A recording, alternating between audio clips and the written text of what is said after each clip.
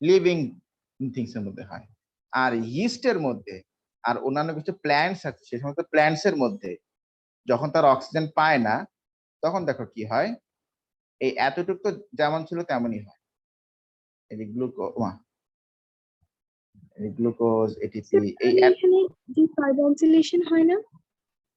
Decarboxylation তো এখানে না, এখানে তো কোনো ডিকার্বক্সিলেশন হয়, এখানে শুধু অক্সিডেশন। মানে এখানে এখানে হচ্ছে মানে কার্বনটাকে ভিতরে রেখে শুধু হাইড্রোজেনটাকে বের করে দেওয়া হয়, এই জন্যই শুধু রিডিউসড এনার্জি তৈরি হয়। বুঝছো? কোনো ডিকার্বক্সিলেশন হয় না, কারণ দেখো গ্লুকোজে কার্বন কয়টা? 6টা কার্বন।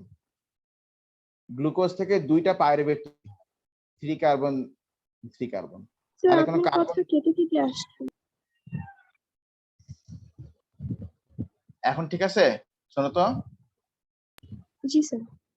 হ্যাঁ, তো গ্লুকোজ থেকে 2টা 3 কার্বন পাইরুভেট তৈরি হয়, তো কোনো কার্বন তো লস হয়নি। তুমি দেখো, 3 + 3 = 6, স্টিল সব ঠিক আছে, নাম্বার অফ কার্বন ঠিক আছে।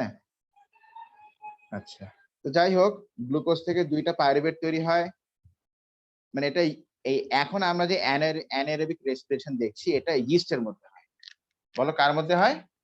ইস্টের মধ্যে হয়, প্ল্যান্টস এর মধ্যে হয়। বুঝছো? হ্যালো, হ্যাঁ, ওকে। আচ্ছা, 2টা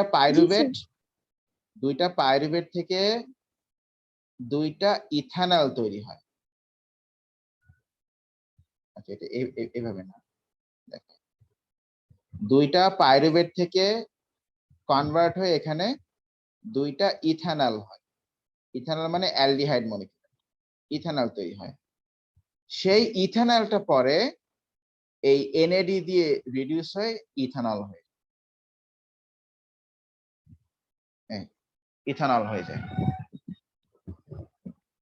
এই অ্যানারোবিক রেসপিরেশনটা হয় হচ্ছে কাদের মধ্যে? ইস্টদের মধ্যে আর প্ল্যান্টসদের মধ্যে।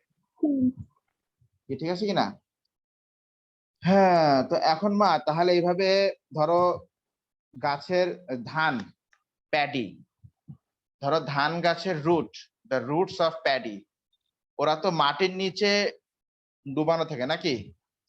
সরি, পানির নিচে, সাবমার্জ আন্ডার ওয়াটার নাকি? বলো। জি স্যার।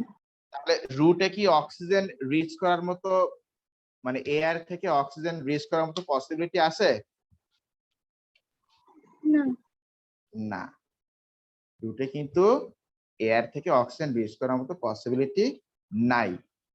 তাহলে তো ওই গাছের রুটে তো অনেক ইথানল তৈরি